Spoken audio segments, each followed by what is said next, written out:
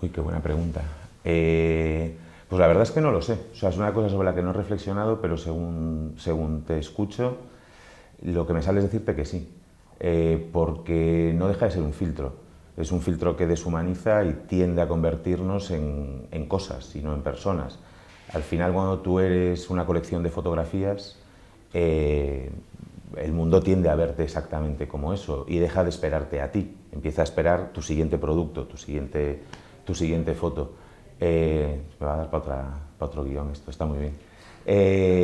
Y al final el resultado es ese. O sea, al final el resultado es que te vas anestesiando, dejas de ponerte en el lugar del otro, empieza a darte igual cómo se pueda sentir y perdemos poder empático, es decir, perdemos esa cualidad, perdemos empatía. Sí, sí. Bueno, en Feedback todos los elementos que componen el espacio son importantes, ¿no? Tal como has explicado, que he podido leer en otras entrevistas. Porque ¿cómo has configurado este universo? Bueno, es que para mí el lugar donde sucede la acción es el sexto personaje de la película, de los principales, evidentemente. Tiene muchísima personalidad, tiene una estructura como si fuese una persona y sobre todo, que es lo más importante, tiene un arco de transformación como los propios personajes. Esto viene de cuando me siento a escribir la última versión del borrador, del guión. Llegué a un punto en el que necesitaba comprender dónde se desarrollaba la acción y necesitaba tener siempre una referencia espacial de dónde estaba cada personaje y lo que estaba haciendo, calcular tiempos de desplazamientos, o sea, darle una especie de coherencia interna a prueba de bombas y para poder hacerlo, pues levanté un primer 3D muy básico de cómo me imaginaba ese espacio y según iba escribiendo lo iba modificando. Entonces al final nacieron a la vez y yo creo que por eso el resultado es que tanto la acción como el espacio están tan en simbiosis y van tan de la mano. Y es, bueno, en fin, el espacio hace que la acción funcione y la acción hace que el espacio lo veas como un personaje más. Hablabas del estudio, de hecho, como si fuese una rueda de hámster, Sí. de lo que lo comparabas. Sí, porque esa es un pedazo de licencia que nos tomamos, lo de hacer un lugar para el sonido de planta circular, que tiene, por un lado, una motivación formal, que es que cuando tú no tienes esquinas te pierdes más en el espacio y a mí conseguir lograr esa confusión en el espectador me venía muy bien para generar tensión y para generar intriga. También es la idea de no intentar aburrir al espectador viendo siempre la misma pared y siempre la misma esquina, poder modificar de una manera natural y orgánica, sin artificios, el lugar donde estaba desarrollándose la acción. Y sí, después desde un punto de vista más emocional o metafórico, al final es una rueda, ¿no? El círculo es una de las representaciones del infinito y por muchas vueltas que da Jarvis, por mucho que intenta salir, por mucho que intenta librarse, siempre acaba en el mismo punto. Bueno, otro de los elementos clave quizá es el sonido, ¿no? Tanto los espacios insonorizados como la voz a través de la radio. ¿Cómo has concebido también este elemento? Pues es que el trabajo de sonido en Feedback yo creo que es especialmente singular y o sea, creo que no es fácil encontrar películas con tanto trabajo en el sonido. Para mí, hacer el sonido de esta película fue el segundo rodaje de Feedback. Le dediqué el mismo tiempo y le dediqué la misma energía, pasión y ganas y además tuve una suerte enorme con el equipo que hizo el sonido. Yo sabía que en el sonido había otra película y lo sabía desde el guión. Nos iba a contar un montón de cosas, iba a narrar un montón de cosas y sobre todo iba a ser un apoyo esencial a nivel emocional. Y es eso, o sea, no solamente es lo que suena, es también lo que no suena, el contraste entre lo que oyes y el silencio, el dotar a cada habitación de una estética sonora propia. A veces parece muy obvio, ¿no? Pero haces cine, tienes 7 localizaciones, cada una tiene una estética y está funcionando a nivel perceptivo y cognitivo en el espectador de una forma precisa y todas suenan igual. ¿Por qué? O sea, el sonido no es el hermano pequeño de la imagen en el cine, el sonido a veces tiene mucho más poder que la imagen. ¿Por qué has decidido tratar temas como el Brexit o el abuso de poder? Porque yo creo que cualquier obra de la industria cultural se vuelve mucho más interesante y relevante cuando es hija de su tiempo y refleja la realidad sociopolítico-económica del momento en que se crea.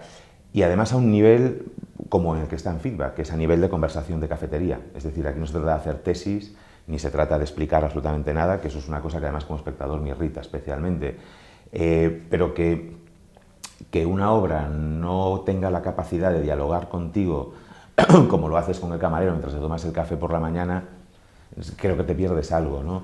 Entonces, para mí era muy importante anclarlo a este momento porque me daba una verosimilitud con los personajes y con lo que ellos estaban viviendo que no hubiese conseguido de otra manera. ¿Qué importancia tiene la masculinidad en esta historia? Bueno, hay una manera de ver Feedback que es precisamente la de 4 tíos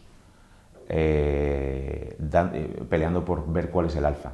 Es una manera de verlo, ¿eh? Es así de claro. Eso es una cosa que está a la orden del día. O sea, es decir, si tú estás en el mundo y trabajas, y sobre todo si tienes un trabajo que te lleva a muchos sitios distintos y conoces a mucha gente, eso te lo vas a encontrar prácticamente en cualquier reunión. Eso es así, es así. Entonces empezar a, bueno, pues eso, mirar hacia otro lado y pensar que estas cosas no van contigo es una vez más absurdo y ridículo. Para mí eso está mejor, sobre todo está muy bien contado en la primera secuencia, en la secuencia que abre la película, en el despacho del jefe, y ves a estos 3 individuos y lo que hacen y cómo se comporta cada uno y cómo se posiciona cada uno, y ahí ves a 3 tipos de masculinidad, o sea, tres formas de entenderte como hombre y las conclusiones que has sacado y cómo influyen en tu forma de comportarte con los demás. Has dicho que te interesan los personajes que toman malas decisiones. ¿Por qué?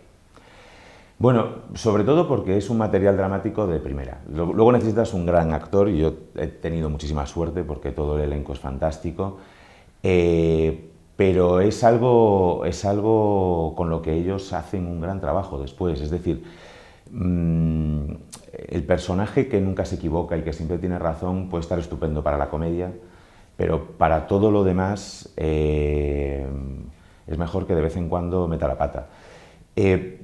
De todas maneras, o sea, al margen de los personajes, es decir, las malas elecciones, los errores, es que todo eso es de lo que aprendemos. Es que de los aciertos, quiero decir, cuando aciertas, te repites.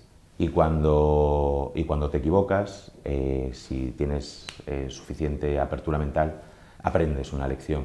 Entonces, por esas 2 razones, creo que los personajes que la cagan son muchísimo más interesantes. ¿Cómo has tratado el tema de la posverdad en la película? Pues de alguna manera Feedback va sobre eso.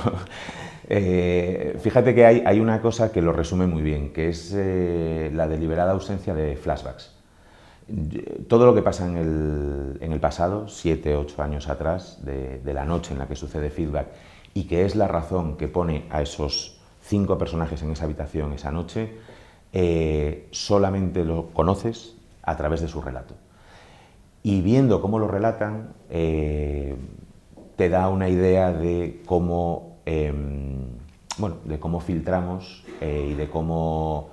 y sobre todo de cómo mezclamos emoción y hecho, que lo hacemos constantemente y no tiene nada de malo además, para contar las historias.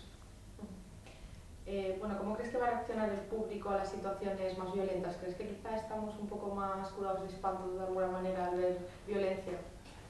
Bueno, a ver, sí, estamos anestesiados, es decir, es que, y ya, o sea, yo pues, o sea, los videojuegos no son lo mío, pero por lo que veo, o sea, el cine me parece una cosa como, o sea, me parece todo Disney, sinceramente.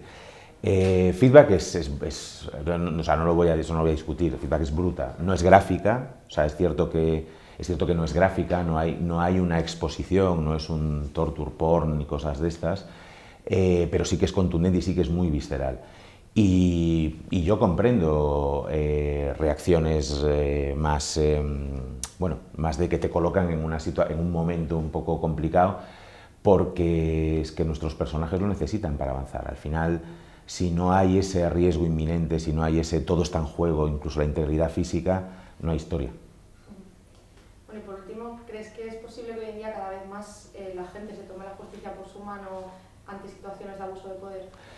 No, yo creo que no. Yo creo que ahí estamos en un terreno especialmente metafórico, ¿no? Y hablo de las obras de ficción a la que puede pertenecer Feedback. Yo creo que en general confiamos en que la justicia funciona, y lo comentaba antes, lo que sí que es, lo que sí que es necesario, y siempre lo vamos a demandar y además debemos, es que cuando no funciona pidamos que se restablezca la justicia. Eso sí.